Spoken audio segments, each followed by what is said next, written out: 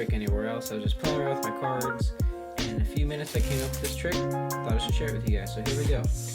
We can have the spectator shuffle up the deck beforehand, it does not matter, but we're just going to go ahead and pull out a random card. Let's just say the black 8, alright? So we'll just pull out this 8 here, and what we can do is we're just going to cut the deck, and the 8 will... Oh, wait, what the heck? Okay, I was going to say the 8's going to go in the middle, so that's kind of... Wait. What? Wait. We cut the deck, and the 8 goes in the... What? Wait, no, hang on. Wait. We cut the deck, and the 8 will still... Huh? Okay. What? There's not, like, any other 8s in here. Or, well, like, yeah, there's other 8s in here, but there's no duplicates or anything.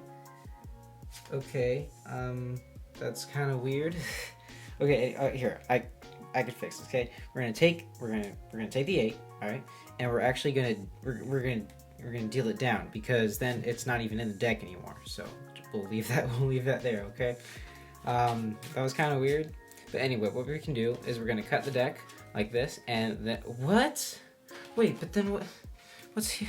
Wait a second. Wait, if the 8, okay, you know what? Here, I'm gonna hand the deck to the spectator to shuffle it up, because I don't want them to, like, they can look through, they can shuffle it up. Let's just pretend I'm the spectator, because I really want this to work, okay? If I can get to my trick, because this is a cool trick I made up, and I want to get to it, but this keeps happening. Anyway, we're gonna cut the deck like this, and wait.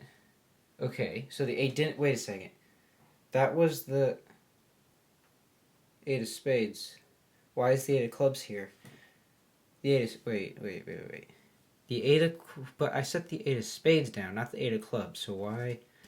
Wait, if I cut the deck... Okay, you know what? Yeah, I'm done. I don't know why this keeps happening. Okay guys, so for this trick you're going to need a deck of cards. I would recommend a full deck of cards, but I don't think it has to be a full deck. You're also going to need a table. And yeah, that's pretty much it. So in the performance, I use the 2 black 8s. Sometimes I use the black 5s, but I decided to use the 8s. And the reason why I use the 8s, specifically the black 8s, is because I've noticed that a lot of people can't really tell the difference between spades and clubs, but everyone knows what a heart and diamond is, so they're going to tell the difference, or they're going to notice the difference if I keep switching these. So that's why I would recommend these 2 cards specifically. You could also use, let's say, like the 2 black queens. Those are also good, but I would recommend the 8s, but like I said, you don't have to. If you really want to, you can pull out 2 duplicates, so like 2 8 of spades, 2 8 of clubs, or just 2 of any of the same card. But that kind of ruins the effect a little bit, and so I like to use non-duplicates just cause. Alright? Now this trick does require misdirection, because you probably caught some of the moves I did, because it's hard to misdirect a camera. But basically what you're going to do is, I'm just going to lose these in the middle, is you can say, I want you to shuffle up the cards to the spectator. You tell that to them. And then it doesn't really matter, because you're just going to pull out a black 8 or whatever card you have. You just go through, find 8, cut it into the middle, or to the bottom, my bad. And this is the main move that you're going to be doing over and over again. You hold it like this, in mechanic's grip, or dealer's grip, or whatever you want to call it. You then hold it, so you go from here to here. The only difference is that you're moving the deck forward, so your thumb's kind of in the middle, and these fingers are on the bottom, and your pointer finger is curled. So from this to this. It's a very simple change, okay? And then you're going to riffle up with your thumb across the side of the deck like this. That's all you're doing, okay? But you're doing it sideways. And what's going to happen is when you cut the deck, the card is still on the bottom. How to do this is that the fingers, these 3 fingers here, when you cut the deck, they're just going to grip that card and hang on to it. That's really the whole thing, alright? So like this, and you're going to take this packet, your fingers clamp down on that card, leaving it, and you just cut this to the top. And from the side, or you riffle up like this, and then you turn it to the side, and it's kind of hard to tell, okay?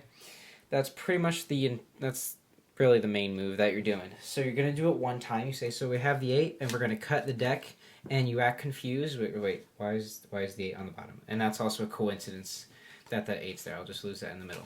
So you're going to do it again, riffle up, do the same exact move. You're kind of confused if it's in the middle. Now, some people would, they would think that you're using 2 of the same cards, so you show them that there's no cards underneath, front and back. Like I said, that's just a coincidence.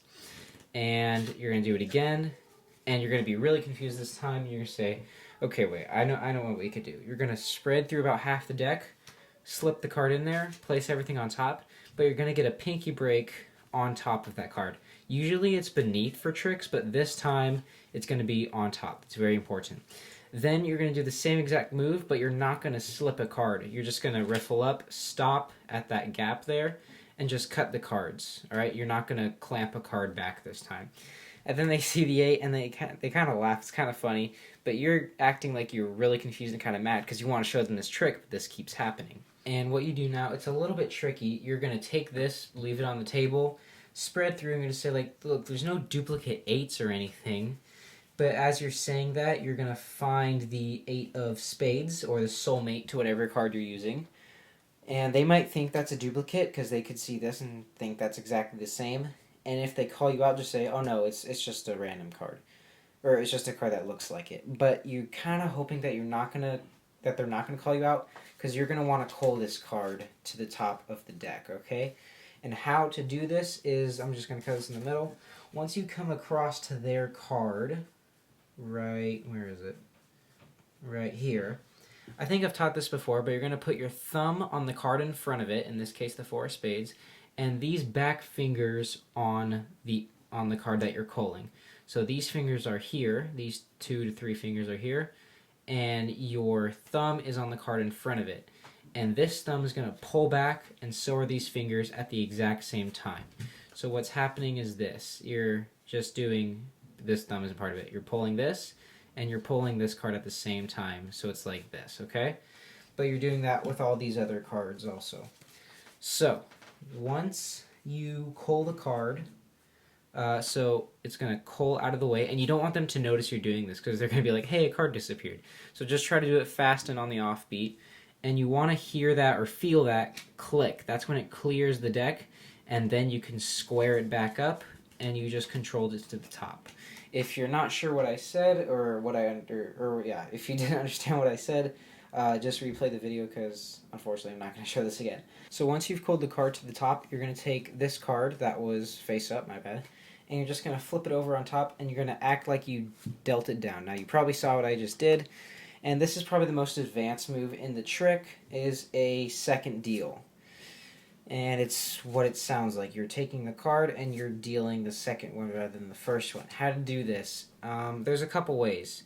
Basically, the mechanics is your thumb is going to move this card down, and your other hand is going to take that card, and you square this back up.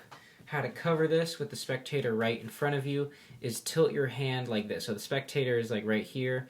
You're going to tilt your hand like this so they see this, and you're going to take that card and throw it on the table and square this back up simultaneously. It's going to be pretty advanced.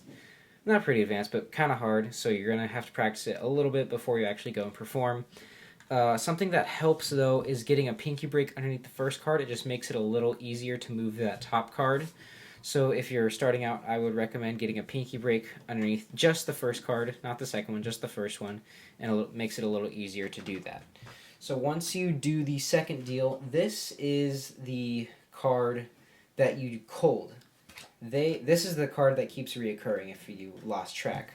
So they think that this card is there, and it's this card. So now what you're going to do is you're just going to say, like, okay, that's really weird. I'm going to resume my trick. And you just control this to the bottom. I've done this many times, but basically you're doing an overhand shuffle, but with the first chunk, you're just peeling off one card with your thumb and then shuffling more cards on top of it, and you controlled it to the bottom.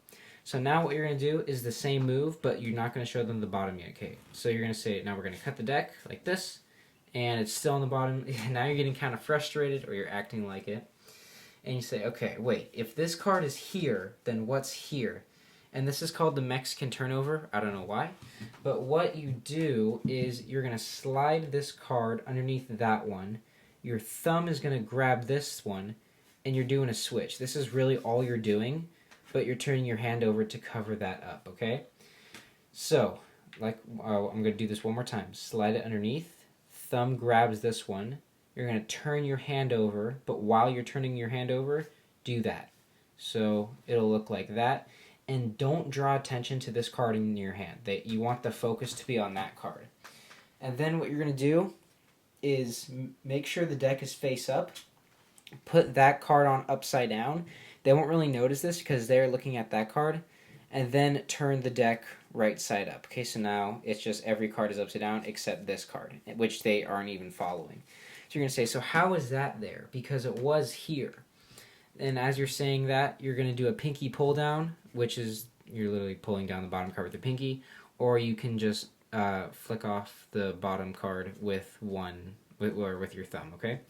Then what you're going to do is, it's kind of weird, all right? This next trick, or not the next trick, the next section, it's a little strange, but you're going to change this to a thumb break. So just pinky break, grab the thumb break, okay? So now you're in this position.